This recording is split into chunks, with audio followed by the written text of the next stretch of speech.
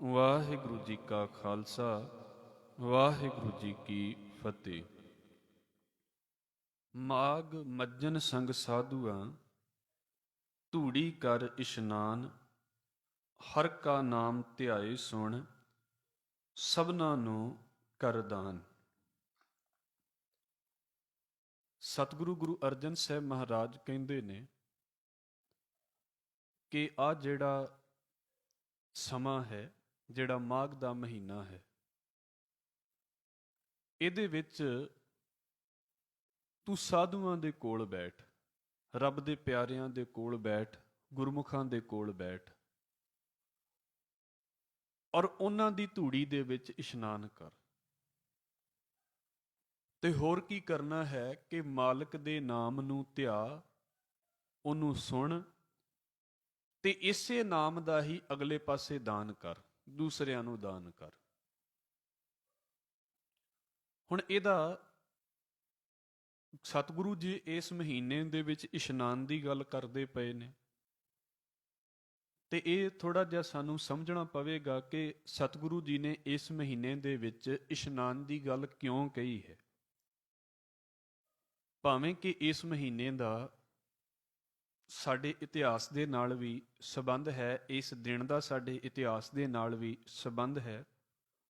ਮੁਕਤਸਰ ਸਾਹਿਬ ਦੀ ਗੱਲ, ਉੱਥੇ ਜਿਹੜੇ 40 ਮੁਕਤਿਆਂ ਦੇ ਸ਼ਹੀਦੀ ਦਿਹਾੜੇ ਨੂੰ ਅਸੀਂ ਮਨਾਉਂਦੇ ਹਾਂ, ਉਹ ਇਸ ਦਿਨ ਦੇ ਨਾਲ ਜੁੜਦਾ ਹੈ।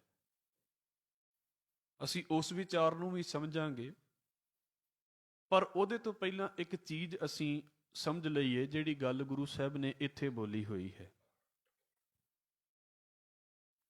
ਮਾਘ ਦੇ ਮਹੀਨੇ ਦੀ ਸ਼ੁਰੂਆਤ ਦੇ ਉੱਤੇ ਸਾਡੇ ਤੇ ਆਮ ਇੱਧਰ ਮਾਘੀ ਕਹਿ ਦਿੱਤਾ ਜਾਂਦਾ ਹੈ ਜਾਂ ਮਾਘ ਕਹਿ ਦਿੱਤਾ ਜਾਂਦਾ ਹੈ। ਵੈਸੇ ਇਹਦਾ ਨਾਮ ਜਿਹੜਾ ਹੈ ਉਹ ਮਕਰ ਸੰਕ੍ਰਾਂਤੀ ਬੋਲਿਆ ਜਾਂਦਾ ਹੈ ਔਰ ਮੰਨਿਆ ਜਾਂਦਾ ਹੈ ਕਿ ਜਿਹੜਾ ਬੰਦਾ ਅੱਜ ਦੇ ਦਿਨ ਹਿੰਦੂ ਧਰਮ ਦੇ ਅਨੁਸਾਰ ਜਿਹੜਾ ਬੰਦਾ ਅੱਜ ਦੇ ਦਿਨ ਤ੍ਰਿਵੇਣੀ ਦੇ ਸੰਗਮ ਦੇ ਉੱਤੇ ਜਾ ਕੇ ਇਸ਼ਨਾਨ ਕਰਦਾ ਹੈ, ਉਹ ਪਵਿੱਤਰ ਹੋ ਜਾਂਦਾ ਹੈ। ਮਤਲਬ ਇਹ ਦਿਨ ਜਿਹੜਾ ਹੈ ਉਹ ਤੀਰਥ ਇਸ਼ਨਾਨ ਦੇ ਲਈ ਬੜਾ ਵਧੀਆ ਤੇ ਬੜਾ ਉੱਤਮ ਮੰਨਿਆ ਜਾਂਦਾ ਹੈ। ਔਰ ਲਗਭਗ ਜਿਹੜੇ ਕੁੰਭ ਦੇ ਮੇਲੇ ਆਉਂਦੇ ਨੇ 12 ਸਾਲਾਂ ਬਾਅਦ, ਉਹਨਾਂ ਦੀ ਸ਼ੁਰੂਆਤ ਵੀ ਇਹਨਾਂ ਦਿਨਾਂ ਤੋਂ ਹੀ ਹੁੰਦੀ ਹੈ। ਇਸ ਕਰਕੇ ਇੱਕ ਖਿਆਲ ਹੈ ਔਰ ਖਾਸ ਕਰਕੇ ਪ੍ਰਯਾਗ ਤੀਰਥ ਦੇ ਉੱਤੇ ਜਾ ਕੇ, ਜਿਹਦੇ ਵਿੱਚ ਗੰਗਾ ਤੇ ਜਮਨਾ ਨਦੀ ਦਾ ਮੇਲ ਹੁੰਦਾ ਹੈ, ਤੇ ਇਹ ਖਿਆਲ ਕੀਤਾ ਜਾਂਦਾ ਹੈ ਕਿ ਸਰਸਵਤੀ ਨਦੀ ਵੀ ਇਹਦੇ ਵਿੱਚ ਆ ਕੇ ਮਿਲਦੀ ਹੈ। ਇਹਨੂੰ ਕਿਹਾ ਜਾਂਦਾ ਹੈ ਤ੍ਰਿਵੇਣੀ ਦਾ ਸੰਗਮ, 3 ਨਦੀਆਂ ਦਾ ਮੇਲ। ਤੇ ਨਦੀਆਂ ਦੀ ਪਵਿੱਤਰਤਾ ਸਾਡੇ ਦੇਸ਼ ਦੇ ਵਿੱਚ ਰਹੀ ਹੈ ਵੀ ਇੱਕ ਨਦੀ ਦੇ ਵਿੱਚ ਇਸ਼ਨਾਨ ਕਰ ਲੋ ਤੇ ਬੰਦਾ ਪਵਿੱਤਰ ਹੋ ਜਾਂਦਾ ਹੈ, ਸੁੱਚਾ ਹੋ ਜਾਂਦਾ ਹੈ। ਪਰ ਜਿੱਥੇ 3 ਮਿਲਦੀਆਂ ਹੋਣਗੀਆਂ ਉੱਥੇ ਫਿਰ ਆਪਣੇ ਆਪ ਹੀ ਲੋਕ ਸੋਚਦੇ ਨੇ ਵੀ ਇਹਦੀ ਮਹੱਤਤਾ, ਇਹਦੀ ਇੰਪੋਰਟੈਂਸ ਬਾਕੀਆਂ ਦੇ ਨਾਲੋਂ ਜ਼ਿਆਦਾ ਹੋਵੇਗੀ। ਇਸ ਕਰਕੇ ਉਹਨਾਂ ਦਾ ਵਿਧਾਨ ਹੈ, ਪਹਿਲਾਂ ਸਾਧੂ ਇਸ਼ਨਾਨ ਕਰਦੇ ਨੇ, ਫਿਰ ਆਮ ਲੋਕ ਇਸ਼ਨਾਨ ਕਰਦੇ ਨੇ। ਇਹ ਇਹਨਾਂ ਦਿਨਾਂ ਦੇ ਵਿੱਚ ਹਿੰਦੂ ਮਤ ਦੇ ਵਿੱਚ ਕੀਤਾ ਜਾਂਦਾ ਹੈ। ਪਰ ਸਤਿਗੁਰੂ ਇਹਨੂੰ ਕਿੱਦਾਂ ਕਹਿੰਦੇ ਨੇ? ਸਤਿਗੁਰੂ ਜੀ ਦੀ ਬਾਣੀ ਨੂੰ ਅਸੀਂ ਕੱਲ ਵਿਚਾਰਦੇ ਪਏ ਸੀ ਆਸਾ ਦੀ ਵਾਰ ਦੇ ਵਿੱਚ, ਤੇ ਮਹਾਰਾਜ ਜੀ ਨੇ ਇੱਕ ਗੱਲ ਸਾਨੂੰ ਸਮਝਾ ਦਿੱਤੀ ਹੈ ਕਿ ਭਾਈ, ਜੇਕਰ ਅਸੀਂ ਇਸ ਸੋਚ ਨੂੰ ਲੈ ਕੇ ਚੱਲਦੇ ਪਏ ਹਾਂ ਵੀ ਕੇਵਲ ਤੀਰਥ ਅਸਥਾਨ ਦੇ ਉੱਤੇ ਜਾ ਕੇ ਇਸ਼ਨਾਨ ਕਰ ਲਿਆ ਹੈ ਤੇ ਸਾਡੇ ਮਨ ਦੇ ਵਿੱਚ ਇਹ ਖਿਆਲ ਪੈਦਾ ਹੋ ਗਿਆ ਕਿ ਅਸੀਂ ਪਵਿੱਤਰ ਹੋ ਗਏ ਹਾਂ, ਅਸੀਂ ਸੁੱਚੇ ਹੋ ਗਏ ਹਾਂ, ਅਸੀਂ ਸਾਫ਼ ਹੋ ਗਏ ਹਾਂ, ਤੇ ਮਹਾਰਾਜ ਕਹਿੰਦੇ ਇਹ ਸਾਡੀ ਸਭ ਤੋਂ ਵੱਡੀ ਗਲਤਫਹਿਮੀ ਹੈ। ਸਾਡੇ ਮਨ ਦਾ ਸਭ ਤੋਂ ਵੱਡਾ ਇੱਕ ਕਹਿ ਲਈਏ ਕਿ ਗਲਤ ਖਿਆਲ ਹੈ। ਹਜ਼ੂਰ ਨੇ ਸ਼ਬਦ ਬੋਲਿਆ ਹੈ, ਸੂਚੇ ਇਹ ਨਾ ਆਖੀਏ ਬਹਿਨ ਜੇ ਪਿੰਡਾ ਧੋਏ, ਸੂਚੇ ਸੇਈ ਨਾਨਕਾ ਜਿਨ ਮਨ ਵਸਿਆ ਸੋਏ। ਕਿ ਸੁੱਚੇ ਉਹ ਨਹੀਂ ਆਖੇ ਜਾ ਸਕਦੇ, ਉਹ ਨਹੀਂ ਆਖੇ ਜਾਂਦੇ ਜਿਹੜੇ ਕੇਵਲ ਤੇ ਕੇਵਲ ਬੈਠ ਕੇ ਤੇ ਪਾਣੀ ਦੇ ਵਿੱਚ ਇਸ਼ਨਾਨ ਕਰੀ ਜਾਂਦੇ ਨੇ। ਸੁੱਚੇ ਉਹ ਨੇ ਜਿਨ੍ਹਾਂ ਦੇ ਮਨ ਦੇ ਵਿੱਚ ਮਾਲਕ ਦਾ ਨਾਮ ਵਸ ਗਿਆ ਹੈ। ਤੇ ਇਹਦਾ ਮਤਲਬ ਇਹ ਨਹੀਂ ਹੈ ਵੀ ਕੋਈ ਇਹ ਕਵੇ ਵੀ ਨਦੀ ਦੇ ਉੱਤੇ ਇਸ਼ਨਾਨ ਕਰਕੇ ਤੇ ਬੰਦਾ ਸੁੱਚਾ ਨਹੀਂ ਹੁੰਦਾ, ਤੇ ਬੰਦਾ ਉਸੇ ਚੀਜ਼ ਨੂੰ ਸਰੋਵਰਾਂ ਦੇ ਵਿੱਚ ਵੀ ਲੈ ਆਵੇ ਵੀ ਸ਼ਾਇਦ ਸਰੋਵਰਾਂ ਦੇ ਵਿੱਚ ਇਸ਼ਨਾਨ ਕਰਕੇ ਬੰਦਾ ਜਿਹੜਾ ਹੈ ਉਹ ਸੁੱਚਾ ਹੋ ਜਾਂਦਾ ਹੈ। ਪਵਿੱਤਰਤਾ ਆਪਣੀ ਥਾਂ ਦੇ ਉੱਤੇ ਹੈ, ਸਫਾਈ ਆਪਣੀ ਥਾਂ ਦੇ ਉੱਤੇ ਹੈ। ਪਾਣੀ ਦਾ ਇਸ਼ਨਾਨ ਸਾਨੂੰ ਸਫਾਈ ਦਿੰਦਾ ਹੈ, ਸਾਨੂੰ ਪਵਿੱਤਰਤਾ ਨਹੀਂ ਦਿੰਦਾ। ਪਵਿੱਤਰਤਾ ਜਿਹੜੀ ਹੈ ਉਹ ਸਾਡੇ ਮਨ ਤੋਂ ਪੈਦਾ ਹੁੰਦੀ ਹੈ, ਮਨ ਤੋਂ ਪੈਦਾ ਹੋ ਕੇ ਸਾਡੇ ਤਨ ਵੱਲ ਨੂੰ ਪਹੁੰਚਦੀ ਹੈ। ਇਸ ਕਰਕੇ ਪਵਿੱਤਰਤਾ ਦਾ ਸੰਬੰਧ ਪਹਿਲਾਂ ਸਾਡੇ ਮਨ ਦੇ ਨਾਲ ਹੈ, ਸਰੀਰ ਦਾ ਸੰਬੰਧ ਪਹਿਲਾਂ ਸਾਡੇ, ਜਿਹੜੀ ਸਫਾਈ ਦਾ ਸੰਬੰਧ ਹੈ ਉਹ ਪਹਿਲਾਂ ਸਾਡੇ ਸਰੀਰ ਦੇ ਨਾਲ ਹੈ। ਸਤਿਗੁਰੂ ਗੁਰੂ ਗ੍ਰੰਥ ਸਾਹਿਬ ਮਹਾਰਾਜ ਦੀ ਬਾਣੀ ਦੇ ਵਿੱਚੋਂ ਬਾਬਾ ਕਬੀਰ ਸਾਹਿਬ ਇਸ ਗੱਲ ਨੂੰ ਬੋਲਦੇ ਨੇ, ਕਹਿੰਦੇ ਵੀ ਜੇਕਰ ਕੱਲੇ ਇਸ਼ਨਾਨ ਦੇ ਨਾਲ ਹੀ ਗੱਲ ਮੁੱਕ ਜਾਣੀ ਹੋਵੇ ਤੇ ਵੇਖੋ ਉਹਨਾਂ ਦੇ ਬੋਲ ਨੇ, ਕਹਿੰਦੇ ਕਿ ਤੁਸੀਂ ਕਈ ਜਾਨਵਰ ਵੇਖੋਗੇ ਉਹ ਰਹਿੰਦੇ ਹੀ ਪਾਣੀ ਦੇ ਵਿੱਚ ਨੇ, ਫਿਰ ਤਾਂ ਸਾਡੇ ਨਾਲੋਂ ਅੱਗੇ ਨੇ। ਮੱਛੀ ਹੈ ਸਾਰੀ ਜ਼ਿੰਦਗੀ ਪਾਣੀ ਨਹੀਂ ਛੱਡਦੀ, ਤੁਸੀਂ ਵੇਖਦੇ ਹੀ ਜੇ। ਇਹਦਾ ਮਤਲਬ ਜੇ ਮੈਂ ਕਹਾਂ ਕਿ ਪਾਣੀ ਇਕੱਲੇ ਦੇ ਵਿੱਚ ਮੁਕਤੀ ਹੈ ਤੇ ਫਿਰ ਮੱਛੀ ਤੇ ਮੇਰੇ ਨਾਲੋਂ ਪਹਿਲਾਂ ਮੁਕਤ ਹੋ ਕੇ ਬੈਠੀ ਹੋਈ ਹੈ, ਕਿਉਂਕਿ ਉਹ ਤੇ ਰਹਿ ਹੀ ਉੱਥੇ ਰਹੀ ਹੈ, ਅਸੀਂ ਤੇ ਫਿਰ ਵੀ ਬਾਹਰ ਨਿਕਲਾਂਗੇ। ਬਾਬਾ ਕਬੀਰ ਨੇ ਉਦਾਹਰਨ ਦਿੱਤੀ ਹੈ ਡੱਡੂ ਦੀ, ਕਹਿੰਦੇ ਨੇ ਜਲ ਕੇ ਮੱਜਨ ਜੇ ਗਤ ਹੋਵੇ, ਨਿਤ ਨਿਤ ਮੇਂਢਕ ਨਹਾਵੇ, ਜੈਸੇ ਮੇਂਢਕ ਤੈਸੇ ਓਏ ਨਰ, ਫਿਰ ਜੋਨੀ ਆਵੇ। ਮੱਛੀ ਤੇ ਚਲੋ ਰਹਿੰਦੀ ਪਾਣੀ ਦੇ ਵਿੱਚ ਹੈ, ਤੇ ਡੱਡੂ ਦਾ ਸੁਭਾਅ ਤੇ ਸਾਨੂੰ ਪਤਾ ਹੀ ਹੈ ਨਾ, ਉਹ ਕੀ ਕਰਦਾ ਵੀ ਪਾਣੀ ਦੇ ਵਿੱਚ ਵੀ ਰਹਿ ਪੈਂਦਾ ਤੇ ਪਾਣੀ ਤੋਂ ਬਾਹਰ ਵੀ ਸਾਹ ਲੈ ਲੈਂਦਾ, ਪਾਣੀ ਦੇ ਅੰਦਰ ਵੀ ਰਹਿ ਸਕਦਾ ਹੈ। ਜਦੋਂ ਦਿਲ ਕਰੇ ਪਾਣੀ 'ਚ ਛਾਲ ਮਾਰ ਦਿੱਤੀ, ਜਦੋਂ ਦਿਲ ਕੀਤਾ ਪਾਣੀ ਤੋਂ ਬਾਹਰ ਆ ਗਿਆ। ਤੇ ਸਤਿਗੁਰੂ ਕਹਿੰਦੇ ਨੇ ਵੀ ਜਿਹੜੇ ਬੰਦੇ ਏਦਾਂ ਵਾਰ-ਵਾਰ ਇਸ਼ਨਾਨ ਕਰਨ ਦੇ ਲਈ ਦੌੜ ਪੈਂਦੇ ਨੇ ਵੀ ਸ਼ਾਇਦ ਉੱਥੇ ਇਸ਼ਨਾਨ ਕੀਤਿਆਂ ਬੰਦਾ ਸੁੱਚਾ ਹੋ ਜਾਂਦਾ ਹੈ, ਪਵਿੱਤਰ ਹੋ ਜਾਂਦਾ ਹੈ। ਜੇ ਕਿਤੇ ਪਾਣੀ ਦੇ ਇਸ਼ਨਾਨ ਦੇ ਵਿੱਚ ਹੀ ਗਤੀ ਹੋਣੀ ਹੁੰਦੀ ਬੰਦੇ ਦੀ, ਬੰਦੇ ਨੇ ਪਾਰ ਉਤਾਰਾ ਕਰਾਉਣਾ ਹੁੰਦਾ ਇਕੱਲੇ ਪਾਣੀ ਦੇ ਨਾਲ ਹੀ, ਤੇ ਡੱਡੂ ਤੇ ਨਿਤ ਨਹਾ ਰਹੇ ਨੇ, ਨਿਤ ਨਿਤ ਮੇਂਢਕ ਨਹਾਵੇ ਤੇ ਨਿਤ ਨਹਾ ਰਹੇ ਨੇ। ਤੇ ਫਿਰ ਹੁੰਦਾ ਕੀ ਹੈ, ਜੈਸੇ ਮੇਂਢਕ ਤੈਸੇ ਓਏ ਨਰ, ਫਿਰ ਜੋਨੀ ਆਵੇ। ਜਿੱਦਾਂ ਡੱਡੂ ਜਨਮ ਮਰਨ ਦੇ ਗੇੜ ਦੇ ਵਿੱਚ ਪਏ ਨੇ, ਏਦਾਂ ਬੰਦੇ ਜਨਮ ਮਰਨ ਦੇ ਗੇੜ ਦੇ ਵਿੱਚ ਪਏ ਨੇ। ਇਕੱਲੇ ਪਾਣੀ ਦੇ ਵਿੱਚ ਨਹਾਉਣ ਦੇ ਵਿੱਚ ਮੁਕਤੀ ਕਿੱਥੇ ਹੈ? ਹੁਣ ਮੈਂ ਕਈ ਵਾਰ ਇਸ ਗੱਲ ਦੀ ਬੇਨਤੀ ਕਰਦਾ ਹੁੰਨਾ ਕਿ ਤੀਰਥ ਅਸਥਾਨ ਜਿਹੜੇ ਨੇ, ਜਿੱਥੇ ਇੰਨੇ ਲੱਖਾਂ ਲੋਕ ਜੁੜ ਜਾਂਦੇ ਨੇ, ਉਹ ਕਿਉਂ ਜੁੜਦੇ ਨੇ? ਐਵੇਂ ਤੇ ਨਹੀਂ ਹੈ ਵੀ ਬਸ ਲੋਕੀ ਜੁੜਨੇ ਸ਼ੁਰੂ ਹੋ ਗਏ ਤੇ ਬਸ ਲੋਕਾਂ ਨੇ ਜੁੜਨਾ ਸ਼ੁਰੂ ਕਰ ਦਿੱਤਾ। ਤੁਸੀਂ ਖੁਦ ਸੋਚਦੇ ਜੇ ਵੇਖੋ ਕਿ ਅੱਜ ਕੱਲ੍ਹ ਤੇ ਲੋਕਾਂ ਦੇ ਕੋਲ ਕਿੰਨੀਆਂ ਸਹੂਲਤਾਂ ਨੇ, ਰੇਲ ਗੱਡੀਆਂ ਚੱਲਦੀਆਂ ਨੇ, ਲੋਕੀ ਜਹਾਜ਼ਾਂ ਤੇ ਆ ਜਾਂਦੇ ਨੇ, ਲੋਕਾਂ ਦੇ ਕੋਲ ਆਪਣੇ ਵਹੀਕਲ ਨੇ, ਜਿੱਥੇ ਮਰਜ਼ੀ ਜਾ ਸਕਦੇ ਹਾਂ ਅਸੀਂ। ਪਰ ਇਸੇ ਚੀਜ਼ ਨੂੰ ਜੇਕਰ ਜਦੋਂ ਦੇ ਇਹ ਮੇਲੇ ਸ਼ੁਰੂ ਹੋਏ ਨੇ, ਤੀਰਥਾਂ ਦੇ ਉੱਤੇ ਲੋਕਾਂ ਦਾ ਇਕੱਠ ਹੋਣਾ ਸ਼ੁਰੂ ਹੋਇਆ ਹੈ, ਉਦੋਂ ਤੇ ਤੁਸੀਂ ਵੇਖੋ ਕਿ ਲੋਕਾਂ ਦੇ ਕੋਲ ਕੀ ਹੈ, ਜਾਂ ਤੇ ਘੋੜੇ ਨੇ ਤੇ ਜਾਂ ਬੈਲ ਗੱਡੀਆਂ ਨੇ। ਇਹਦੇ ਤੋਂ ਵੱਧ ਲੋਕਾਂ ਦੇ ਕੋਲ ਹੈ ਵੀ ਕੀ ਹੈ? ਔਰ ਰਸਤੇ ਵੀ ਕੱਚੇ, ਰਸਤੇ ਵੀ ਪੱਕੇ ਨਹੀਂ। ਵੀ ਜੇ ਕਿਤੇ ਬੰਦਾ ਆਪਣੇ ਜਥੇ ਨੂੰ ਨਾਲ ਲੈ ਕੇ, ਸੰਗਤ ਨੂੰ ਲੈਣ ਲੈ ਕੇ ਤੁਰਿਆ ਹੈ ਤੇ ਘੱਟੋ ਘੱਟ ਮਹੀਨੇ 2 ਮਹੀਨੇ ਉਹਨੂੰ ਪਤਾ ਵੀ ਲੱਗਣੇ ਨੇ, ਮੈਨੂੰ ਉੱਥੇ ਜਾ ਕੇ ਇੰਨਾ ਟਾਈਮ ਲੱਗਣਾ ਹੀ ਲੱਗਣਾ ਹੈ। ਤੇ ਰਸਤੇ ਦੇ ਵਿੱਚ ਬਾਰਿਸ਼ ਆ ਗਈ, ਪਤਾ ਨਹੀਂ ਕੀ ਦਿੱਕਤ ਆਵੇਗੀ, ਰਸਤਾ ਖਰਾਬ ਹੈ, ਪਤਾ ਨਹੀਂ ਕਿਹੜੇ ਪਾਸੇ ਤੋਂ, ਕਿੰਨੀਆਂ ਮੁਸ਼ਕਲਾਂ ਦੇ ਨਾਲ ਉੱਥੇ ਲੋਕ ਪਹੁੰਚਦੇ ਰਹੇ ਨੇ। ਤੇ ਲੋਕ ਕਿਉਂ ਪਹੁੰਚਦੇ ਰਹੇ ਨੇ ਇੰਨੀ ਵੱਡੀ ਗਿਣਤੀ ਦੇ ਵਿੱਚ? ਕੁਝ ਕਾਰਨ ਤੇ ਹੋਵੇਗਾ। ਉਹਦਾ ਕਾਰਨ ਅਸਲ ਦੇ ਵਿੱਚ ਇਹ ਹੈ ਕਿ ਜਦੋਂ ਧਾਰਮਿਕ ਅਸਥਾਨ ਬਣੇ ਨੇ, ਤੀਰਥ ਅਸਥਾਨ ਬਣੇ ਨੇ, ਤੇ ਤੁਸੀਂ ਇੱਕ ਗੱਲ ਨੂੰ ਖਿਆਲ ਕਰੋਗੇ, ਖਾਸ ਕਰਕੇ ਹਿੰਦੂ ਮਤ ਦੇ ਵਿੱਚ ਜਿਹੜੇ ਧਾਰਮਿਕ ਅਸਥਾਨ ਨੇ ਨਾ, ਬਹੁਤੇ ਨਦੀਆਂ ਦੇ ਕੰਢਿਆਂ ਦੇ ਉੱਤੇ ਨੇ, ਬਹੁਤੇ ਨਦੀਆਂ ਦੇ ਕੰਢਿਆਂ ਦੇ ਉੱਤੇ ਨੇ। ਬਨਾਰਸ ਸ਼ਹਿਰ ਵੇਖੋ ਤੁਸੀਂ, ਗੰਗਾ ਨਦੀ ਦੇ ਕੰਢੇ ਦੇ ਉੱਤੇ ਵਸਿਆ ਹੋਇਆ। ਕਿੰਨੀ ਪਵਿੱਤਰਤਾ ਹੈ ਉਸ ਪਾਸੇ ਤੋਂ ਗੰਗਾ ਨਦੀ ਦੀ। ਤੇ ਹੁਣ ਇਹਨੂੰ ਨਾ ਗੱਲ ਨੂੰ ਕਲੀਅਰ ਕਰਦੇ ਨੇ ਬਾਬਾ ਕਬੀਰ ਸਾਹਿਬ। ਉਹ ਸ਼ਬਦ ਹੈ, ਝਗੜਾ ਏਕ ਨਿਬੇਰੋ ਰਾਮ, ਜੋ ਤੁਮ ਆਪਣੇ ਜਨ ਸੋ ਕਾਮ। ਉਹਨਾਂ ਨੇ ਅੰਤ ਦੇ ਵਿੱਚ ਇੱਕ ਗੱਲ ਬੋਲੀ ਹੈ, ਕਹਿੰਦੇ ਕਿ ਕਹੇ ਕਬੀਰ ਹੋਂ ਭਇਆ ਉਦਾਸ, ਤੀਰਥ ਵੱਡਾ ਕਿ ਹਰ ਕਾ ਦਾਸ। ਤੇ ਵੀ ਮਹਾਰਾਜ ਜੀ, ਵੀ ਮੈਨੂੰ ਇੱਕ ਗੱਲ ਦੇ ਬਾਰੇ ਕਲੀਅਰ ਕਰ ਦਵੋ ਵੀ ਤੀਰਥ ਵੱਡਾ ਹੈ ਕਿ ਹਰੀ ਦਾ ਸੇਵਕ ਵੱਡਾ ਹੈ? ਹਰੀ ਦਾ ਸੇਵਕ ਵੱਡਾ ਹੈ। ਉਹਦਾ ਕਾਰਨ ਇਹ ਹੈ ਵੀ ਜਿੱਥੇ ਜਿੱਥੇ ਹਰੀ ਦਾ ਸੇਵਕ ਆਪਣੇ ਪੈਰ ਪਾ ਦਿੰਦਾ ਹੈ, ਉੱਥੇ ਉੱਥੇ ਉਹ ਜਿਹੜਾ ਹੈ ਤੀਰਥ ਅਸਥਾਨ ਬਣ ਜਾਂਦਾ ਹੈ। ਆਪਾਂ ਗੱਲ ਇਦਾਂ ਕਰ ਲਈਏ, ਹਜ਼ੂਰ ਦਾ ਇੱਕ ਬਚਨ ਆਪਾਂ ਪੜ੍ਹਦੇ ਹਾਂ ਨਾ, ਜਿੱਥੇ ਜਾਏ ਬਹਿ ਮੇਰਾ ਸਤਿਗੁਰੂ, ਸੋ ਥਾਨ ਸੁਹਾਵਾ ਰਾਮ ਰਾਜੇ। ਜਿੱਥੇ ਸਤਿਗੁਰੂ ਆਪਣੇ ਕਦਮ ਰੱਖ ਦਿੰਦਾ ਹੈ, ਤੁਸੀਂ ਦੇਖਦੇ ਹੀ ਜੇ, ਆਪਾਂ ਤੁਸੀਂ ਕੱਲ ਵੀ ਇਸ ਗੱਲ ਨੂੰ ਪੜ੍ਹਿਆ ਹੈ ਤੇ ਅੱਜ ਵੀ ਆਪ ਜੀ ਦੇ ਅੱਗੇ ਰੱਖ ਦੇਵਾਂ। ਦਰਬਾਰ ਸਾਹਿਬ ਅੰਮ੍ਰਿਤਸਰ ਆਪਾਂ ਹੁਣ ਸਾਰੇ ਜਾਂਦੇ ਹਾਂ, ਮੱਥਾ ਟੇਕਦੇ ਹਾਂ, ਤੇ ਜੇ ਭਲਾ ਅਸੀਂ ਸਤਿਗੁਰੂ ਗੁਰੂ ਅਰਜਨ ਸਾਹਿਬ ਮਹਾਰਾਜ ਜੀ, ਗੁਰੂ ਨਾਨਕ ਸਾਹਿਬ ਸੱਚੇ ਪਾਤਸ਼ਾਹ ਤੋਂ ਪਹਿਲਾਂ ਦੀ ਆਪਾਂ ਗੱਲ ਕਰ ਲਈਏ, ਜਗ੍ਹਾ ਤੇ ਉੱਥੇ ਪਹਿਲਾਂ ਵੀ ਹੈ ਸੀ, ਪਰ ਪਹਿਲਾਂ ਕੌਣ ਮੱਥਾ ਟੇਕਦਾ ਸੀ ਉੱਥੇ? ਜਦੋਂ ਇਹ ਗੁਰਦੁਆਰਾ ਇੱਥੇ ਬਣਿਆ ਹੈ, ਜਗ੍ਹਾ ਤੇ ਉਦੋਂ ਤੋਂ ਪਹਿਲਾਂ ਵੀ ਇੱਥੇ ਹੈ ਹੀ ਸੀ, ਉਦੋਂ ਕੌਣ ਮੱਥਾ ਟੇਕ ਕੇ ਨਿਕਲਦਾ ਸੀ? ਕੋਈ ਨਹੀਂ ਸੀ ਨਿਕਲਦਾ। ਬਸ ਜਦੋਂ ਗੁਰੂ ਆ ਕੇ ਬੈਠ ਗਿਆ ਹੈ ਤੇ ਸਾਰੇ ਮੱਥਾ ਟੇਕਦੇ ਪਏ ਨੇ। ਜਦੋਂ ਰੱਬ ਦਾ ਪਿਆਰਾ ਕਿਸੇ ਥਾਂ ਦੇ ਉੱਤੇ ਕਦਮ ਰੱਖ ਦਿੰਦਾ ਹੈ, ਉਹ ਥਾਂ ਸਤਿਕਾਰਯੋਗ ਹੋ ਜਾਂਦੀ ਹੈ। ਤੇ ਪੁਰਾਣੇ ਜਿਹੜੇ ਸਾਧੂ ਹੁੰਦੇ ਸੀ, ਉਹ ਇਸ਼ਨਾਨ ਪਾਣੀ ਦਾ ਬੜਾ ਖਿਆਲ ਰੱਖਦੇ ਹੁੰਦੇ ਸੀ, ਕਿਉਂਕਿ ਉਹਨਾਂ ਨੂੰ ਪਤਾ ਸੀ ਵੀ ਬੰਦਗੀ ਕਰਨ ਦੇ ਲਈ ਸਰੀਰ ਸਾਫ਼ ਹੋਣਾ ਵੀ ਬੜਾ ਜ਼ਰੂਰੀ ਹੈ। ਮਲੀਨ ਸਰੀਰ ਬਹੁਤੀ ਵਾਰ ਬੰਦਗੀ ਨਹੀਂ ਕਰ ਪਾਉਂਦਾ, ਮੈਲਾ ਸਰੀਰ ਬੰਦਗੀ ਨਹੀਂ ਕਰਦਾ, ਕਿਉਂਕਿ ਆਲਸੀ ਰਹਿੰਦਾ ਹੈ, ਸੁਸਤ ਰਹਿੰਦਾ ਹੈ। ਸਿੱਧੀ ਜਿਹੀ ਗੱਲ ਹੈ, ਜਿਹਨੇ ਇਸ਼ਨਾਨ ਕਰਨਾ ਹੈ ਉਹ ਆਲਸੀ ਤੇ ਹੋ ਨਹੀਂ ਸਕਦਾ ਨਾ।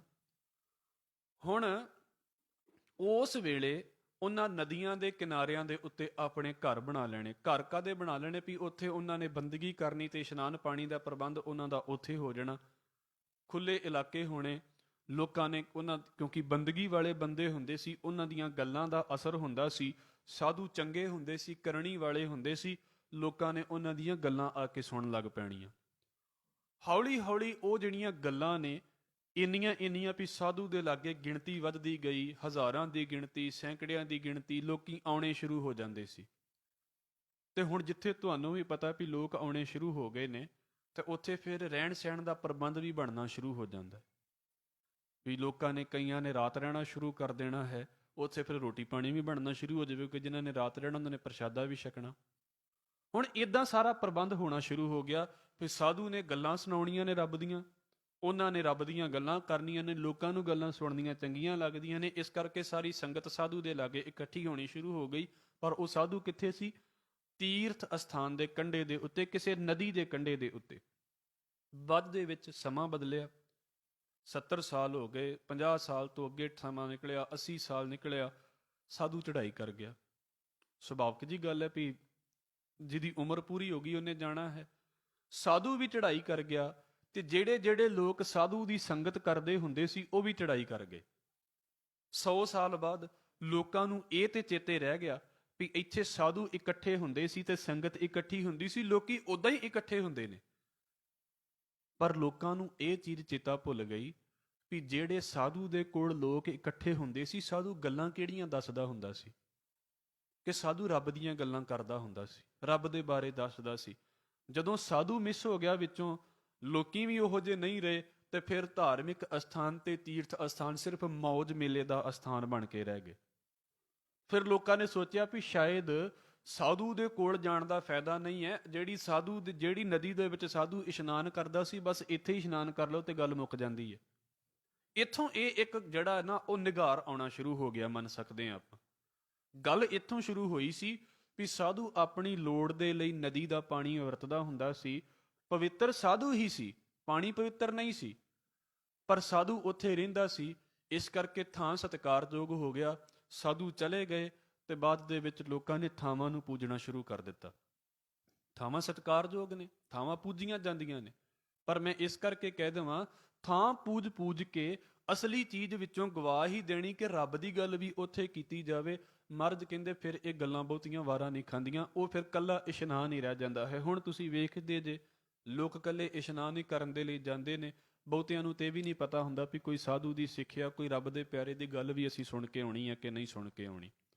ਜਦੋਂ ਕੱਲਾ ਇਸ਼ਨਾਨ ਰਹਿ ਜਾਵੇ ਫਿਰ ਇਹੋ ਕੁਝ ਹੀ ਹੋ ਜਾਂਦਾ। ਮਹਾਰਾਜ ਇਦਾਂ ਦੇ ਇਸ਼ਨਾਨ ਤੋਂ ਸਾਨੂੰ ਰੋਕਦੇ ਨੇ। ਹੁਣ ਤੁਸੀਂ ਇਸ ਨੂੰ ਚੰਗੀ ਤਰ੍ਹਾਂ ਸਮਝ ਲੈਣਾ। ਆਪਾਂ ਬੰਗਲਾ ਸਾਹਿਬ ਜਾਂਦੇ ਹਾਂ ਦਰਸ਼ਨ ਕਰਨ ਦੇ ਲਈ। ਹੁਣ ਕੋਈ ਉੱਥੇ ਜਾਵੇ ਤੇ ਉੱਥੇ ਜਿਹੜਾ ਸ਼ਬਦ ਪੜ੍ਹਿਆ ਜਾ ਰਿਹਾ ਹੈ, ਉੱਥੇ ਜੋ ਕਥਾ ਹੋ ਰਹੀ ਹੈ, ਕੀਰਤਨ ਹੋ ਰਿਹਾ ਹੈ, ਜੋ ਸ਼ਬਦ ਪੜ੍ਹਿਆ ਜਾ ਰਿਹਾ ਹੈ, ਉਹਨੂੰ ਤੇ ਸੁਣੇ ਨਾ, ਜਾਂ ਉਹਦੇ ਵੱਲ ਉਹਦਾ ਧਿਆਨ ਵੀ ਨਾ ਜਾਵੇ, ਤੇ ਕੱਲਾ ਇਹ ਕਵੇ ਵੀ ਮੈਂ ਤੇ ਬੰਗਲਾ ਸਾਹਿਬ ਇਸ਼ਨਾਨ ਕਰਨ ਹੀ ਚੱਲਿਆ ਹਾਂ, ਮੈਂ ਇਹਦੇ ਤੋਂ ਵੱਧ ਕੁਝ ਨਹੀਂ ਕਰਨਾ ਉੱਤੇ। ਤੇ ਆਪਾਂ ਫਿਰ ਉਹਨੂੰ ਕੀ ਕਵਾਂਗੇ ਵੀ ਭਾਈ ਕੱਲਾ ਇਸ਼ਨਾਨ ਨਹੀਂ ਕਰਨ ਜਾਈਦਾ ਹੋਈਦਾ, ਉੱਥੇ ਜਿਹੜੀ ਗੱਲ ਦੱਸੀ ਜਾਂਦੀ ਹੈ ਗੁਰੂ ਗ੍ਰੰਥ ਸਾਹਿਬ ਮਹਾਰਾਜ ਦੀ ਬਾਣੀ ਦੇ ਵਿੱਚੋਂ, ਉਹਨੂੰ ਵੀ ਸਿੱਖਣ ਦੀ ਕੋਸ਼ਿਸ਼ ਕਰਨਾ ਵੀ ਉਹ ਕੀ ਕਹਿ ਰਹੇ ਨੇ ਮਹਾਰਾਜ। ਜੇ ਤੂੰ ਕੱਲਾ ਇਸ਼ਨਾਨ ਹੀ ਕਰਕੇ ਆ ਗਿਆ, ਬਾਣੀ ਨਹੀਂ ਸੁਣੀ, ਤੇ ਹੋ ਸਕਦਾ ਹੈ ਤੇਰਾ ਤਨ ਤੇ ਸਾਫ਼ ਹੋ ਜਾਵੇ, ਪਰ ਤੇਰਾ ਮਨ ਕਦੀ ਸਾਫ਼ ਨਹੀਂ ਹੋ ਸਕਦਾ। ਇਹ ਤੇ ਇਦਾਂ ਦੀ ਗੱਲ ਹੈ। ਆਪਾਂ ਸ਼ਬਦ ਪੜ੍ਹਦੇ ਹਾਂ, ਹਜ਼ੂਰ ਦਾ ਬੋਲ ਹੈ, ਰਾਮਦਾਸ ਸਰੋਵਰ ਨਾਤੇ, ਸਭ ਉਤਰੇ ਪਾਪ ਕਮਾਤੇ। ਤੇ ਮੈਂ ਬਹੁਤ ਵਾਰ ਬੇਨਤੀ ਕਰਦਾ ਹੁੰਨਾ, ਅਸੀਂ ਜਦੋਂ ਇਸ ਗੱਲ ਨੂੰ ਕਹਿੰਦੇ ਹਾਂ ਨਾ ਵੀ ਇਹ ਗੱਲ ਦਰਬਾਰ ਸਾਹਿਬ ਦੇ ਸਰੋਵਰ ਦੇ ਬਾਰੇ ਹੈ, ਵੈਸੇ ਇਹ ਸੰਗਤ ਦੇ ਬਾਰੇ ਹੈ। ਤੇ ਸਤਿਗੁਰੂ ਨੇ ਅੱਗੇ ਗੱਲ ਕਲੀਅਰ ਵੀ ਕੀਤੀ ਹੈ, ਸਾਧ ਸੰਗ ਮਲ ਲਾਥੀ, ਪਾਰ ਬ੍ਰਹਮ ਭਇਓ ਸਾਥੀ। ਸਾਧੂਆਂ ਦੀ ਸੰਗਤ ਦੇ ਵਿੱਚ ਆ ਕੇ ਸਾਡੀ ਮੈਲ ਲੱਥ ਗਈ। ਕਿਹੜੀ ਮੈਲ ਲੱਥ ਜਾਂਦੀ ਹੈ? ਉਹ ਜਿਹੜਾ ਮਨ ਨੂੰ ਪਵਿੱਤਰ ਕਰਦੀ ਹੈ, ਜਿਹੜੀ ਚੀਜ਼, ਉਹ ਸਾਨੂੰ ਸੰਗਤ ਦੇ ਵਿੱਚ ਮਿਲਦੀ ਹੈ। ਬਾਹਰ ਦਾ ਪਾਣੀ ਦਾ ਇਸ਼ਨਾਨ ਤੇ ਜਿਹੜਾ ਹੈ ਉਹ ਸਾਡਾ ਸਰੀਰ ਤੱਕ ਸੀਮਤ ਰਹਿ ਜਾਂਦਾ ਹੈ। ਹਜ਼ੂਰ ਨੇ, ਗੁਰੂ ਅਮਰਦਾਸ ਸਾਹਿਬ ਮਹਾਰਾਜ ਨੇ ਬੋਲਿਆ ਹੈ, ਮਨ ਮੈਲੈ ਸਭ ਕਿਛ ਮੈਲਾ, ਤਨ ਧੋਤੈ ਮਨ ਹੱਛਾ ਨਾ ਹੋਏ। ਇਹ ਤੇ ਸਾਨੂੰ ਵੀ ਸਾਰਿਆਂ ਨੂੰ ਸਮਝ ਹੈ ਇਸ ਗੱਲ ਦੀ ਵੀ ਭਾਈ, ਕਿਸੇ ਵੀ ਪਾਣੀ ਦੇ ਨਾਲ ਅਸੀਂ ਜਦੋਂ ਆਪਣੇ ਆਪ ਨੂੰ ਧੋ ਰਹੇ ਹਾਂ ਤੇ ਪਾਣੀ ਦੀ ਜਿਹੜੀ ਪਹੁੰਚ ਹੈ ਉਹ ਸਿਰਫ ਸਾਡੇ ਤਨ ਤੱਕ ਹੈ, ਸਾਡੇ ਮਨ ਤੱਕ ਨਹੀਂ ਹੈ ਪਹੁੰਚ। ਫਿਰ ਮਨ ਦੀ ਜਿਹੜੀ ਪਹੁੰਚ ਹੈ ਕਿ ਮਨ ਨੂੰ ਸਾਫ਼ ਕਰਨਾ ਹੈ, ਮੁੱਖ ਤੇ ਇਸ ਗੱਲ ਦੇ ਉੱਤੇ ਹੈ ਵੀ ਮਨ ਜਿਹੜੀਆਂ ਗਲਤ ਧਾਰਨਾਵਾਂ ਤੇ ਗਲਤ ਗੱਲਾਂ ਨੂੰ ਸੋਚਦਾ ਹੈ, ਉਹਨੂੰ ਕਿੱਦਾਂ ਸਾਫ਼ ਕੀਤਾ ਜਾਵੇ। ਤੇ ਗੁਰੂ ਸਾਹਿਬ ਕਹਿੰਦੇ ਫਿਰ ਉਹਦਾ ਤਰੀਕਾ ਆ ਹੈ, ਮਾਗ ਮੱਜਨ ਸੰਗ ਸਾਧੂਆਂ, ਰੱਬ ਦੇ ਪਿਆਰਿਆਂ ਦੀ ਚਰਨਾਂ ਦੀ ਧੂੜੀ ਦੇ ਵਿੱਚ ਇਸ਼ਨਾਨ ਕਰ। ਹੁਣ ਧੂੜੀ 'ਚ ਇਸ਼ਨਾਨ ਕੀ ਹੋਵੇਗਾ? ਧੂੜ ਦਾ ਤੁਹਾਨੂੰ ਵੀ ਤਾਂ ਪਤਾ ਹੀ ਹੈ ਵੀ ਕੀ ਹੁੰਦੀ ਹੈ। ਚਰਨ ਧੂੜ ਆਪਾਂ ਕਹਿੰਦੇ ਹਾਂ, ਜਾਂ ਦੂਸਰੀ ਧੂੜੀ ਦੀ ਗੱਲ ਕਰਦੇ ਹਾਂ। ਚਰਨ ਧੂੜੀ ਦਾ ਮਤਲਬ ਹੈ ਵੀ ਰੱਬ ਦੇ ਪਿਆਰਿਆਂ ਦੀ ਨਿਮਰਤਾ ਦੇ ਵਿੱਚ ਆ ਕੇ ਸੇਵਾ ਕਰ, ਉਹਨਾਂ ਦੇ ਚਰਨਾਂ ਦੇ ਉੱਤੇ ਮੱਥਾ ਟੇਕ। ਮਤਲਬ ਜੋ ਉਹ ਗੱਲਾਂ ਕਹਿੰਦੇ ਨੇ ਨਾ, ਉਹਨਾਂ ਨੂੰ ਸਿਰ ਨੀਵਾਂ ਕਰਕੇ ਸੁਣਨ ਦੀ ਕੋਸ਼ਿਸ਼ ਕਰ।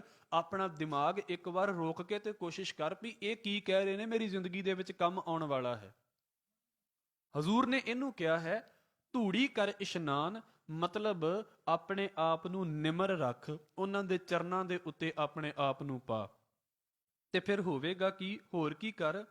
ਜਿੱਦਾਂ ਬੰਦਾ ਤੀਰਥ ਅਸਥਾਨਾਂ ਦੇ ਉੱਤੇ ਜਾਂਦਾ ਹੈ ਤੇ ਇਸ਼ਨਾਨ ਕਰਦਾ, ਤੇ ਫਿਰ ਦਾਨ ਕਰਨ ਦੀ ਬੜੀ ਵੱਡੀ ਪਰੰਪਰਾ ਹੈ ਵੀ ਇਸ਼ਨਾਨ ਕਰ ਲਿਆ ਹੈ ਤੇ ਹੁਣ ਕੁਝ ਨਾ ਕੁਝ ਦਾਨ ਵੀ ਕੀਤਾ ਜਾਵੇ।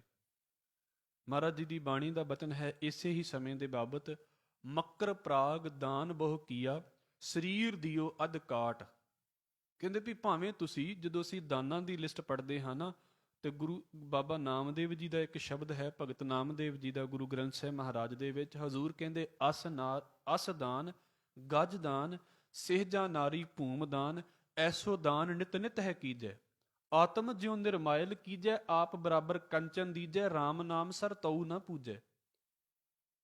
ਤੇ ਵੀ ਹਾਥੀਆਂ ਘੋੜਿਆਂ ਦੇ ਦਾਨ, ਈਵਨ ਕਿ ਕਈਆਂ ਨੇ ਇਸਤਰੀ ਦਾ ਦਾਨ ਵੀ ਕਰ ਦੇਣਾ, ਆਪਣੇ ਵਸਤਰਾਂ ਦਾ ਦਾਨ, ਆਪਣੇ ਗਹਿਣਿਆਂ ਦਾ ਦਾਨ, ਸੋਨੇ ਦਾ ਦਾਨ, ਤੇ ਇੱਥੋਂ ਤੱਕ ਕਿ ਆਪਣੇ ਆਪ ਨੂੰ ਤੋਲ ਕੇ, ਜਿਹਨੂੰ ਤੁਲਾ ਦਾਨ ਕਿਹਾ ਜਾਂਦਾ ਹੈ, ਤੁਲਾ ਪੁਰਖ ਦਾਨੇ ਪ੍ਰਾਗ ਇਸ਼ਨਾਨੇ। ਤੁਲਾ ਦਾਨ ਦਾ ਮਤਲਬ ਹੁੰਦਾ, ਜਿੱਦਾਂ ਤੁਸੀਂ ਵੇਖਿਆ ਹੋਵੇਗਾ ਵੀ ਇੱਕ ਪਾਸੇ ਤੱਕੜੀ, ਤੱਕੜੀ ਦੇ ਇੱਕ ਪਾਸੇ ਉਸ ਬੰਦੇ ਨੇ ਬੈਠ ਜਾਣਾ, ਤੇ ਤੱਕੜੀ ਦੇ ਦੂਸਰੇ ਪਾਸੇ ਜਿੱਥੇ ਵੱਟੇ ਪਾਏ ਜਾਂਦੇ ਨੇ ਉੱਥੇ ਸਿੱਕੇ ਪਾ ਦੇਣੇ। ਜਿਹੜੀ ਪਹੁੰਚ ਵਾਲਾ ਸੀ ਸੋਨੇ ਦੇ ਸਿੱਕੇ ਪਾ ਦੇਣੇ, ਕਈਆਂ ਨੇ ਚਾਂਦੀ ਦੇ ਸਿੱਕੇ ਪਾ ਦੇਣੇ, ਕਈਆਂ ਨੇ ਦੂਸਰੇ ਸਿੱਕੇ ਪਾ ਦੇਣੇ। ਕਿਉਂ? ਵੀ ਮੈਂ ਆਪਣੇ ਵਜ਼ਨ ਦੇ ਬਰਾਬਰ ਦਾ ਦਾਨ ਲੋਕਾਂ ਨੂੰ ਕਰਾਂਗਾ, ਜਿੰਨਾ ਮੇਰਾ ਭਾਰ ਹੈ ਮੈਂ ਉਹਨੇ ਭਾਰ ਦੇ ਪੈਸੇ ਜਿਹੜੇ ਨੇ ਲੋਕਾਂ ਨੂੰ ਦਾਨ ਕਰਾਂਗਾ। ਇਹ ਹੈ ਦਾਨ ਦੀ ਪਰੰਪਰਾ। ਹੁਣ ਸਤਿਗੁਰੂ ਕਹਿੰਦੇ ਵੀ ਭਾਈ, ਜੇ ਇਦਾਂ ਦਾ ਦਾਨ ਤੁਸੀਂ ਕਰ ਵੀ ਦਿਓਗੇ, ਤੇ ਜਿੱਦਾਂ ਤੁਸੀਂ ਇਸ਼ਨਾਨ ਸਾਧੂਆਂ ਦੇ ਕੋਲ ਕਰਨਾ ਹੈ ਨਾ, ਇਹ ਜਿਹੜਾ ਦਾਨ ਹੈ ਨਾ, ਹੁਣ ਦਾਨ ਤੁਸੀਂ ਕਿਹੜਾ ਕਰਨਾ ਹੈ? ਮਹਾਰਾਜ ਕਹਿੰਦੇ, ਹਰਿ ਕਾ ਨਾਮ ਧਿਆਏ ਸੁਣ।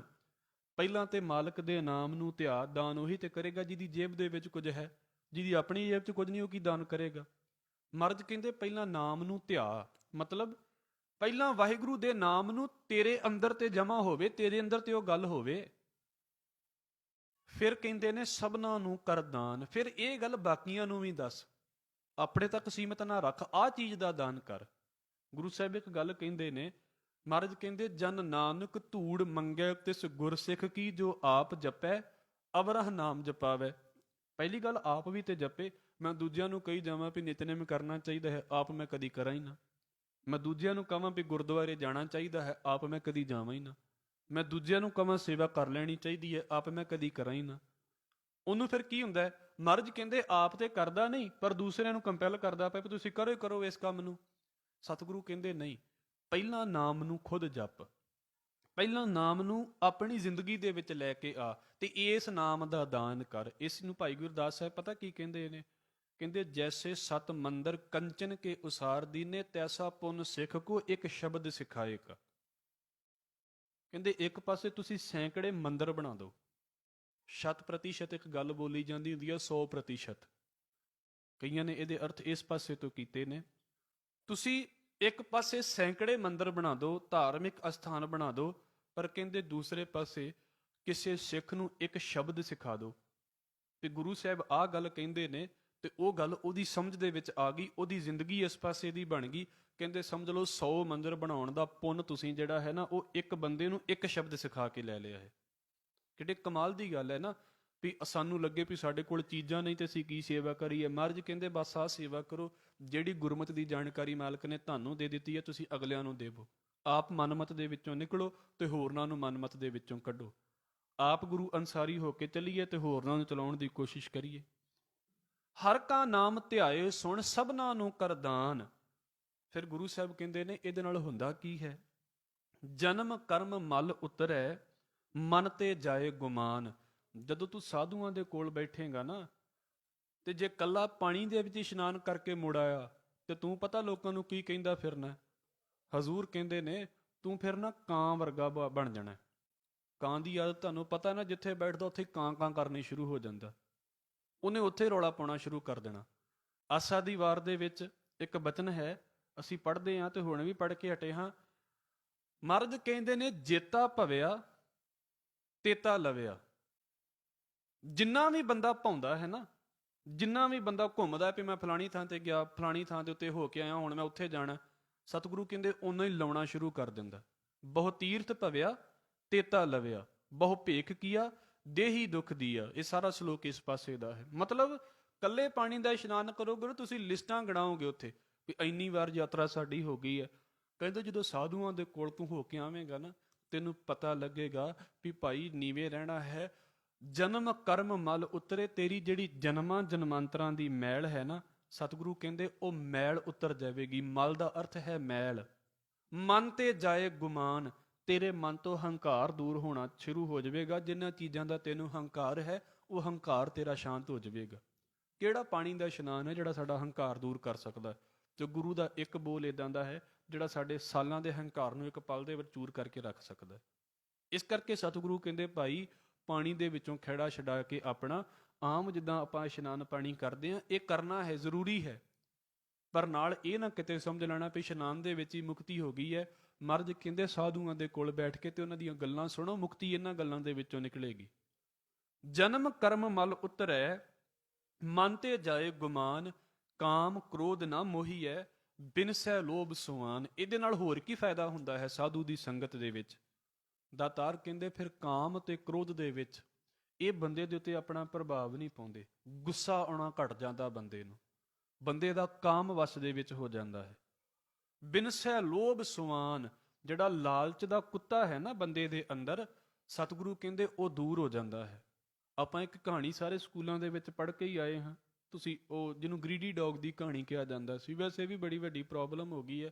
ਗਰੀਡੀ ਡੌਗ ਕਹੋ ਤਾਂ ਲੋਕਾਂ ਨੂੰ ਬੁਰਾ ਜਿਹਾ ਨਹੀਂ ਲੱਗਦਾ, ਲਾਲਚੀ ਕੁੱਤਾ ਕਰੋ ਤਾਂ ਬੁਰਾ ਲੱਗਦਾ। ਇਹ ਵੀ ਹੈ ਇੱਕੋ ਹੀ ਚੀਜ਼ ਹੈ, ਕੋਈ ਫਰਕ ਥੋੜਾ ਹੈ। ਸਕੂਲਾਂ 'ਚ ਪੜ੍ਹੀ, ਉਹ ਸਿਰਫ ਕੁੱਤੇ ਦੇ ਨਾਲ ਹੀ ਕਿਉਂ ਜੋੜੀ ਗਈ? ਕਿਉਂਕਿ ਉਹਦਾ ਸੁਭਾਅ ਇਦਾਂ ਦਾ ਹੈ। ਹਜ਼ੂਰ ਨੇ ਕਿਹਾ ਹੈ ਜਿਹੜਾ ਅੰਦਰ ਲਾਲਚ ਦਾ ਕੁੱਤਾ ਦੌੜਦਾ ਰਹਿੰਦਾ ਹੈ ਨਾ, ਲੋਭ ਦਾ, ਮਹਾਰਾਜ ਕਹਿੰਦੇ ਇਹ ਵੀ ਸ਼ਾਂਤ ਹੋ ਜਾਵੇਗਾ, ਇਹ ਵੀ ਵਾਰ-ਵਾਰ ਭਟਕਾਉਣਾ ਬੰਦ ਕਰ ਦੇਵੇਗਾ। ਤੂੰ ਸਾਧੂਆਂ ਦੀ ਸੰਗਤ ਤੇ ਕਰ। ਬਿਨਸੈ ਲੋਭ ਸੁਆਨ, ਸੱਚੇ ਮਾਰਗ ਚੱਲਦਿਆਂ ਉਸਤਤ ਕਰੈ ਜਹਾਨ। ਤੂੰ ਤੀਰਥਾਂ ਤੇ ਨਹਾਉਂਦਾ ਹੈ, ਪਤਾ ਨਹੀਂ ਲੋਕੀ ਤੇਰੇ ਗੁਣ ਗਾਉਣ ਕੇ ਨਾ ਗਾਉਣ, ਪਰ ਜੇ ਕਿ ਤੂੰ ਸਾਧੂਆਂ ਦੀ ਸੰਗਤ ਦੇ ਵਿੱਚ ਰਹਿ ਕੇ ਚੰਗੇ ਰਸਤੇ ਤੇ ਚੱਲ ਪਿਆ, ਇਸ ਰਸਤੇ ਤੇ ਤੁਰ ਪਿਆ, ਸਾਰਾ ਸੰਸਾਰ ਫਿਰ ਸਮਝ ਲਓ ਉਸਤਤ ਕਰਦਾ ਹੈ। ਸਾਰਾ ਸੰਸਾਰ ਵਡਿਆਈ ਕਰਦਾ ਹੈ ਵੀ ਇਹ ਬੰਦਾ ਵਾਕਿਆ ਹੀ ਚੰਗਾ ਹੈ, ਸਿਰਫ ਬਾਹਰੋਂ ਹੀ ਚੰਗਾ ਨਹੀਂ ਹੈ, ਇਹਦਾ ਅੰਦਰ ਵੀ ਚੰਗਾ ਹੈ। ਸੱਚੇ ਮਾਰਗ ਚੱਲਦਿਆਂ ਉਸਤਤ ਕਰੇ ਜਹਾਨ। ਫਿਰ ਗੁਰੂ ਸਾਹਿਬ ਕਹਿ ਰਹੇ ਨੇ 68 ਤੀਰਥ। 68 ਦਾ ਮਤਲਬ ਹੁੰਦਾ ਹੈ 8 ਤੇ 60, ਮਤਲਬ 68, 68। 68 ਤੀਰਥ, 68 ਤੀਰਥਾਂ ਦਾ ਇਸ਼ਨਾਨ, ਸਗਲ ਪੁੰਨ, ਪੂਰੀ ਜ਼ਿੰਦਗੀ ਦੇ ਵਿੱਚ ਜਿੰਨੇ ਵੀ ਪੁੰਨ ਦਾਨ ਕੀਤੇ ਹੋਏ ਨੇ, ਜੀ ਦਇਆ, ਜਿੰਨੇ ਵੀ ਜੀਆਂ ਦੇ ਉੱਤੇ ਅਸੀਂ ਦਇਆ ਕੀਤੀ ਹੋਈ ਹੈ, ਤਰਸ ਆਉਂਦਾ ਹੈ ਜੀਵਾਂ ਦੇ ਉੱਤੇ, ਪ੍ਰਵਾਨ। ਮਹਾਰਾਜ ਕਹਿੰਦੇ ਨੇ ਇਹ ਸਾਰਾ ਕੁਝ ਪ੍ਰਵਾਨ ਹੈ, ਪਰ ਕਿਸ ਪਾਸੇ ਤੋਂ? ਸਮਝ ਲਓ, ਜਿਸ ਬੰਦੇ ਨੇ ਮਾਲਕ ਦਾ ਨਾਮ ਜਪ ਲਿਆ, ਸਾਧੂ ਦੀ ਸੰਗਤ ਦੇ ਵਿੱਚ ਰਹਿ ਕੇ, ਉਹਨੇ 88 ਤੀਰਥਾਂ ਦਾ ਇਸ਼ਨਾਨ ਵੀ ਕਰ ਲਿਆ, ਉਹਨੇ ਸਮਝ ਲਓ ਜੀਆਂ ਦੇ ਉੱਤੇ ਦਇਆ ਵੀ ਕਰ ਲਈ, ਉਹਨੇ ਪੁੰਨਦਾਨ ਵੀ ਕਰ ਲਿਆ। ਚਰਨ ਭਜੇ ਪਾਰ ਬ੍ਰਹਮ ਕੇ, ਸਭ ਜਪ ਤਪ ਤਿਨ ਹੀ ਕੀਤ। ਮਹਾਰਾਜ ਕਹਿੰਦੇ ਉਹਨੇ ਸਾਰਾ ਕੁਝ ਹੀ ਕਰ ਲਿਆ। ਇਹ ਸਾਰਾ ਕੁਝ ਉਹਦੇ ਵਿੱਚ ਹੀ ਆ ਜਾਂਦਾ ਹੈ। ਜੇ ਨਾਮ ਨਹੀਂ ਤੇ ਇਹ ਸਾਰਾ ਕੁਝ ਕਰਦੇ ਆ ਸਿਰਫ ਇੱਕ ਕਰਮ ਕਾਂਡ ਬਣ ਕੇ ਰਹਿ ਜਾਂਦਾ ਹੈ, ਇਹਦੇ ਉੱਤੇ ਕੁਝ ਵੀ ਨਹੀਂ ਰਹਿੰਦਾ। ਜਿਸ ਨੂੰ ਦੇਵੈ ਦਇਆ ਕਰ। ਪਰ ਗੁਰੂ ਸਾਹਿਬ ਕਹਿੰਦੇ ਇਹ ਵੀ ਜ਼ਿੰਦਗੀ ਇਦਾਂ ਦੀ ਹੈ ਵੀ ਮਾਲਕ ਜਿਸ ਨੂੰ ਦਾਨ ਬਖਸ਼ਿਸ਼ ਕਰੇ ਆ ਜ਼ਿੰਦਗੀ ਦਾ, ਜਿਸ ਨੂੰ ਦੇਵੈ ਦਇਆ ਕਰ ਸੋਈ ਪੁਰਖ ਸੁਜਾਨ, ਉਹੀ ਬੰਦਾ ਸਿਆਣਾ ਬਣਦਾ ਹੈ। ਸੁਜਾਨ ਦਾ ਮਤਲਬ ਹੁੰਦਾ ਸਿਆਣਾ। ਨਹੀਂ ਤੇ ਵੇਖੋ ਤੁਸੀਂ, ਸਾਰੇ ਲੋਕ ਇਦਾਂ ਦੇ ਹੀ ਨੇ, ਉੱਤੇ ਨਦੀਆਂ ਦੇ ਵਿੱਚ ਇਸ਼ਨਾਨ ਕਰਕੇ ਮੋੜ ਆਉਂਦੇ ਨੇ ਵੀ ਸਾਡਾ ਰੱਬ ਦੇ ਉੱਤੇ ਇੱਕ ਬੜਾ ਵੱਡਾ ਭਾਰ ਸੀ, ਅਸੀਂ ਰੱਬ ਦਾ ਲਾਮਾ ਲਾ ਚੱਲੇ ਹਾਂ, ਲਾਮਾ, ਤੇ ਬਸ ਹੁਣ ਰੱਬ ਕਿਤੇ ਇਹ ਨਾ ਕਵੇ ਵੀ ਤੁਸੀਂ ਨਹਾਉਣ ਹੀ ਨਹੀਂ ਆਏ, ਲਾਮਾ ਲਾ ਦਿੱਤਾ ਹੈ ਨਾ। ਉਹ ਲਾਮਾ ਲਾਉਣ ਵਾਲਾ ਜਿਹੜਾ ਕੰਮ ਹੈ ਸਾਨੂੰ ਗੁਰਮਤ ਵਾਲੇ ਪਾਸੇ ਨਹੀਂ ਆਉਣ ਦਿੰਦਾ। ਮਹਾਰਾਜ ਕਹਿੰਦੇ ਆਪ ਹੀ ਕਿਤੇ ਰੱਬ ਬਖਸ਼ਿਸ਼ ਕਰ ਦੇਵੇ ਤੇ ਉਹ ਜਿਹੜਾ ਬੰਦਾ ਹੈ ਸਿਆਣਾ ਹੋ ਜਾਂਦਾ ਹੈ। ਹਜ਼ੂਰ ਕਹਿੰਦੇ ਨੇ ਫਿਰ ਅੱਗੇ, ਜਿਨ੍ਹਾਂ ਮਿਲਿਆ ਪ੍ਰਭ ਆਪਣਾ, ਜਿਨ੍ਹਾਂ ਨੂੰ ਐਸ ਜ਼ਿੰਦਗੀ ਦੇ ਵਿੱਚ ਆਪਣਾ ਵਾਹਿਗੁਰੂ ਮਿਲ ਗਿਆ, ਮਤਲਬ ਜਿਹਦਾ ਉਹਦੇ ਨਾਲ ਸੰਬੰਧ ਬਣ ਗਿਆ ਹੈ, ਨਾਨਕ ਤਿਨ ਕੁਰਬਾਨ। ਗੁਰੂ ਅਰਜਨ ਸਾਹਿਬ ਮਹਾਰਾਜ ਕਹਿੰਦੇ ਅਸੀਂ ਉਹਦੇ ਤੋਂ ਕੁਰਬਾਨ ਜਾਂਦੇ ਹਾਂ। ਮਾਲਕ ਦੀ ਬਖਸ਼ਿਸ਼ ਜਿਹੜੇ ਬੰਦੇ ਦੇ ਉੱਤੇ ਹੋ ਗਈ, ਜਿਨੇ ਕੱਲੇ ਪਾਣੀ ਤੋਂ ਆਪਣਾ ਖਹਿੜਾ ਛਡਾ ਕੇ ਤੇ ਬਾਣੀ ਦੇ ਵੱਲ ਵੀ ਨਾਲ ਬਰਾਬਰ ਦਾ ਧਿਆਨ ਦੇ ਦਿੱਤਾ ਹੈ, ਜਿਨੇ ਬਾਣੀ ਨੂੰ ਸਮਝਿਆ ਹੈ, ਜਿਨੇ ਸਾਧੂ ਦੀ ਸੰਗਤ ਦੀ ਮਹੱਤਤਾ ਸਮਝ ਲਈ ਹੈ ਨਾ, ਹਜ਼ੂਰ ਕਹਿੰਦੇ ਜਿਨ੍ਹਾਂ ਨੂੰ ਮਾਲਕ ਮਿਲ ਗਿਆ ਹੈ, ਨਾਨਕ ਤਿਨ ਕੁਰਬਾਨ, ਅਸੀਂ ਉਹਨਾਂ ਤੋਂ ਕੁਰਬਾਨ ਜਾਂਦੇ ਹਾਂ। ਮਾਘ ਸੁੱਚੇ ਸੇ ਕਾਂਢੀਏ ਹਾਂ। ਮਾਘ ਦੇ ਮਹੀਨੇ ਦੇ ਵਿੱਚ ਸੁੱਚੇ ਕੌਣ ਹੋ ਜਾਂਦੇ ਨੇ?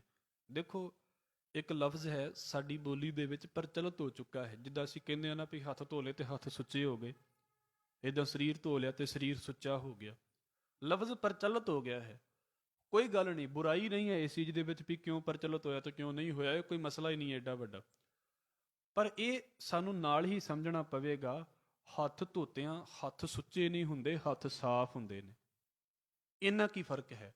ਜੇ ਹੱਥ ਧੋਤਿਆਂ ਹੱਥ ਸੁੱਚੇ ਹੋ ਜਾਂਦੇ ਹੋਣ ਤੇ ਫਿਰ ਤੇ ਕਮਾਲ ਦੀ ਗੱਲ ਹੈ ਵੀ ਸਰੀਰ ਧੋਤਿਆਂ ਸਰੀਰ ਸੁੱਚਾ ਹੋ ਗਿਆ। ਤੇ ਮਹਾਰਾਜ ਕਹਿੰਦੇ ਨੇ ਜਿਹੜਾ ਅੰਦਰ ਝੂਠ ਹੈ ਉਹਨੂੰ ਪਾਣੀ ਪਾਇਆ ਕਿੱਦਾਂ ਮਾਰ ਲਵਾਂਗੇ, ਵੀ ਬਾਹਰ ਦੇ ਇਸ਼ਨਾਨ ਕਰ ਲਿਆ ਤੇ ਅੰਦਰੋਂ ਝੂਠ ਵੀ ਨਾਲੇ ਕਿਤੇ ਸਾਫ਼ ਹੋ ਗਿਆ, ਝੂਠ ਤੇ ਫਿਰ ਉਧਰ ਹੀ ਅੰਦਰ। ਮਾਘ ਸੁੱਚੇ ਸੇ ਕਾਂਢੀਏ ਹੈ। ਮਾਘ ਦੇ ਮਹੀਨੇ ਦੇ ਵਿੱਚ ਉਹ ਬੰਦੇ ਸੁੱਚੇ ਕਹੇ ਜਾਂਦੇ ਨੇ, ਕਿਹੜੇ? ਵੀ ਜਿਹੜੇ ਕੱਲੇ ਤੀਰਥਾਂ ਤੇ ਇਸ਼ਨਾਨ ਕਰ ਲੈਂਦੇ ਨੇ? ਨਹੀਂ, ਗੁਰੂ ਸਾਹਿਬ ਕਹਿੰਦੇ ਜਿਨ ਪੂਰਾ ਗੁਰ ਮਿਹਰਬਾਨ, ਜਿਨ੍ਹਾਂ ਦੇ ਉੱਤੇ ਪੂਰਾ ਗੁਰੂ ਮਿਹਰਬਾਨ ਹੋ ਜਾਂਦਾ ਹੈ, ਜਿਨ੍ਹਾਂ ਦੇ ਉੱਤੇ ਗੁਰੂ ਦਿਆਲੂ ਹੋ ਜਾਂਦਾ ਹੈ। ਇਹਨੂੰ ਅਸੀਂ ਗੁਰਬਾਣੀ ਦੇ ਵਿੱਚ ਜਦੋਂ ਇਦਾਂ ਪੜ੍ਹਦੇ ਹਾਂ ਤੇ ਸਤਿਗੁਰੂ ਨੇ ਸਾਨੂੰ ਇਹ ਵੀ ਗੱਲ ਇਦਾਂ ਸਮਝਾਈ ਹੈ ਵੀ ਭਾਈ ਸੁੱਚੇ ਹੋਣਾ ਕੇਵਲ ਤੇ ਕੇਵਲ ਪਾਣੀ ਦਾ ਮਸਲਾ ਨਹੀਂ ਹੈ। ਸੁੱਚੇ ਹੋਣ ਦਾ ਸੰਬੰਧ ਸਾਡੇ ਮਨ ਦੇ ਨਾਲ ਹੈ, ਵੀ ਆਪਣੇ ਮਨ ਨੂੰ ਅਸੀਂ ਕਿੰਨਾ ਪਿਓਰ ਕਰਨ ਦੀ ਕੋਸ਼ਿਸ਼ ਕਰਦੇ ਪਏ ਹਾਂ। ਤੇ ਮਨ ਨੂੰ ਪਿਓਰ ਕਰਨ ਦੀ ਨਾ ਤੇ ਕੋਈ ਗੋਲੀ ਹੈ ਵੀ ਅਸੀਂ ਆਹ ਦਵਾਈ ਦੁਕਾਨ ਤੋਂ ਲੈ ਕੇ ਖਾ ਲਵਾਂਗੇ, ਤੇ ਨਾ ਕੋਈ ਇਦਾਂ ਦਾ ਪਾਣੀ ਹੈ ਜਿਹੜਾ ਮਨ ਦੇ ਉੱਤੇ ਅਸਰ ਕਰਦਾ ਹੈ। ਮਨ ਦੇ ਉੱਤੇ ਜਦੋਂ ਵੀ ਅਸਰ ਕਰੇਗੀ ਤੇ ਸਾਧੂ ਦੀ ਵਿਚਾਰ ਹੀ ਅਸਰ ਕਰੇਗੀ। ਸਤਿਗੁਰੂ ਉਹਨੂੰ ਕਹਿੰਦੇ ਨੇ ਵੀ ਭਾਈ ਸੁੱਚੇ ਉਹ ਨੇ ਜਿਨ੍ਹਾਂ ਨੂੰ ਗੁਰੂ ਇਸ ਜ਼ਿੰਦਗੀ ਦੇ ਵਿੱਚ ਮਿਹਰਬਾਨ ਹੋ ਕੇ ਤੇ ਇਸ ਪਾਸੇ ਗੁਰੂ ਨੇ ਮੱਤ ਦੇ ਦਿੱਤੀ ਹੈ। ਸੋ ਇਹ ਜਿਹੜੀ ਵਿਚਾਰ ਹੈ ਉਹ ਇਸ ਮਹੀਨੇ ਦੀ ਹੈ। ਮਹਾਰਾਜ ਨੇ ਜਪਜੀ ਸਾਹਿਬ ਦੇ ਵਿੱਚ ਇਹਨੂੰ ਇਦਾਂ ਬੋਲਿਆ ਹੈ, ਸੁਣਿਆ ਮੰਨਿਆ ਮਨ ਕੀਤਾ ਭਾਉ, ਅੰਤਰਗਤ ਤੀਰਥ ਮਲ ਨਾਉ। ਇੱਕ ਤੀਰਥ ਤੇ ਬਾਹਰ ਦਾ ਹੈ, ਇੱਕ ਆਪਣੇ ਅੰਦਰ ਦੇ ਤੀਰਥ ਦੇ ਉੱਤੇ ਬੰਦਾ ਇਸ਼ਨਾਨ ਕਰਦਾ ਪਿਆ ਵੀ ਅੰਦਰੋਂ ਪਿਓਰਿਟੀ ਪੈਦਾ ਹੋ ਰਹੀ ਹੈ। ਹੁਣ ਬਾਹਰੋਂ ਪਿਓਰਿਟੀ ਨਹੀਂ ਆ ਰਹੀ, ਅੰਦਰੋਂ ਬੰਦਾ ਪਿਓਰ ਹੋ ਰਿਹਾ ਹੈ। ਅੰਤਰਗਤ ਤੀਰਥ ਮਲ ਨਾਉ।